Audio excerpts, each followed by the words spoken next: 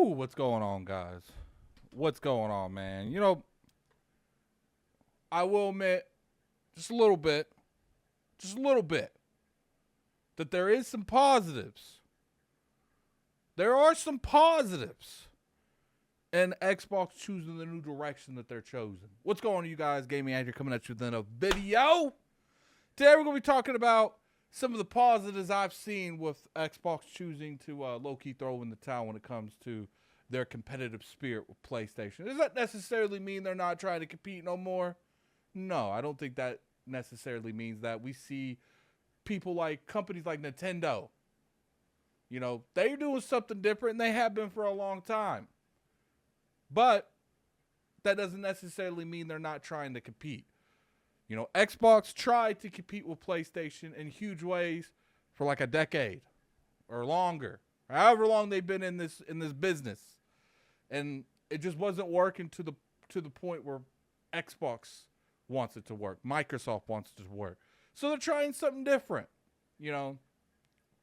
Microsoft's got like 40 studios. I'm sure someone in the comment section will correct me on that one. They got a lot of studios, so as you could feel, with that many studios, you're able to produce a lot of content.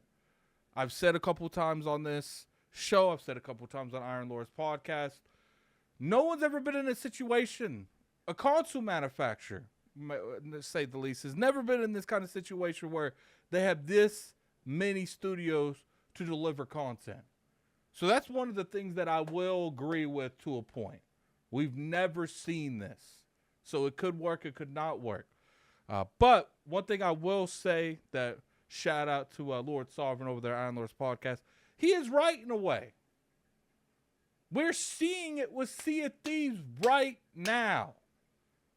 People that essentially lied saying they played the Xbox version of Sea of Thieves, now they're playing the PlayStation version, and they're speaking entirely different scenarios. Now, obviously, that's not 100%. What's going on. You have to take into account that this isn't what they played day one of Xbox. They're playing the PlayStation version of all that content. So I can understand why the two games would be judged differently. But we cannot act like all this energy that's going into the PlayStation version of Sea of Thieves seems very fraudulent to the individuals who didn't just come out and say Sea of Thieves is lacking a little content, but the gameplay's there, it's fun. They essentially they shit on the game when it came out for Xbox, and now all of a sudden it feels like the Sea of Thieves is okay, man. Their PlayStation Overlords gave the green light to like this game, and I think that's one of the things that's really positive when it comes to what's going on right now. We're putting more games over on the PlayStation platform where, they're giving these games an actual fair shot.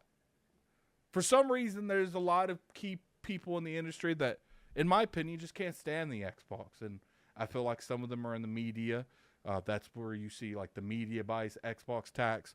And when you separate the game from that brand, I feel like people will give some of these games a fair shot. And does that mean that's going to happen with everything? Of course not. You're still going to have people, clowning on these things just because they're Xbox related in general. And keep in mind, as of right now, it's looking like they might go with a timed exclusivity thing. When you get Elder Scrolls, they get it for like a year, maybe two. Then it goes to the other platforms. Fable, year, maybe two. Then it goes to the other platforms. We don't even know if that's going to work. Phil Spencer did come out there and he did say that this was an experiment. These 4 games was an experiment. And we saw with Pendaman.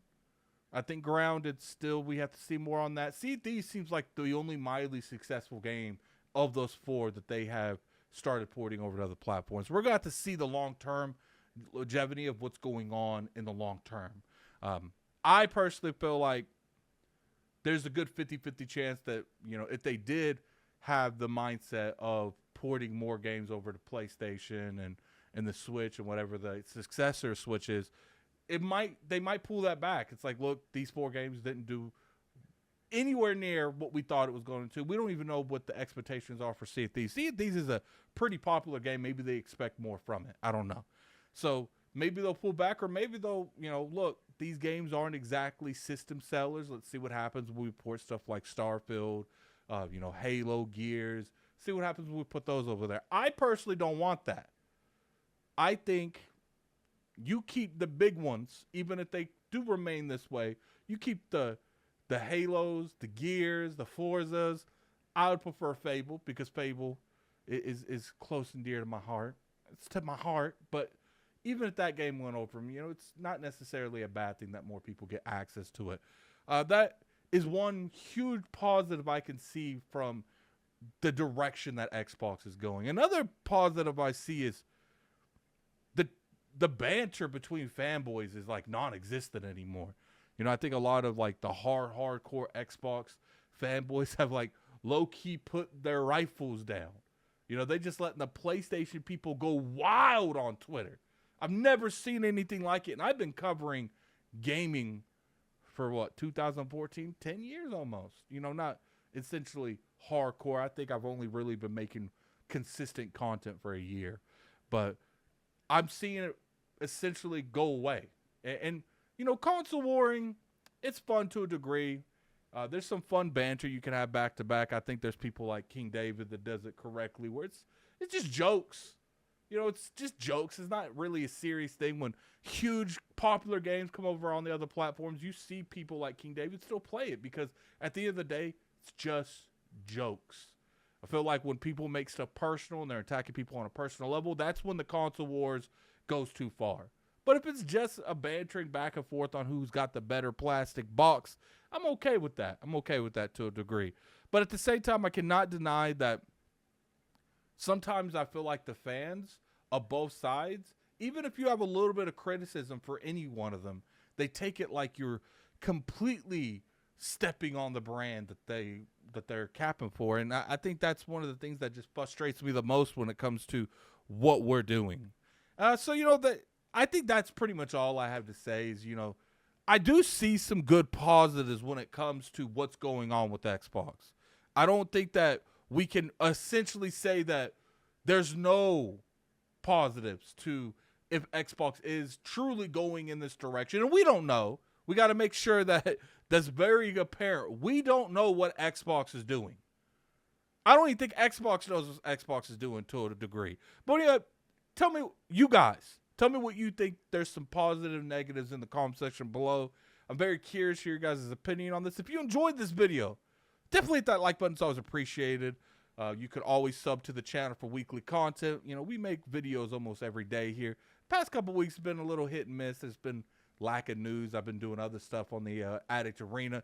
Speaking of that, if you like live streams, pre-recorded Let's Plays, videos on just certain aspects of games in general, go over there to the Addict Arena. All that's in the description below. And I appreciate everyone coming through here. You guys have been very supportive.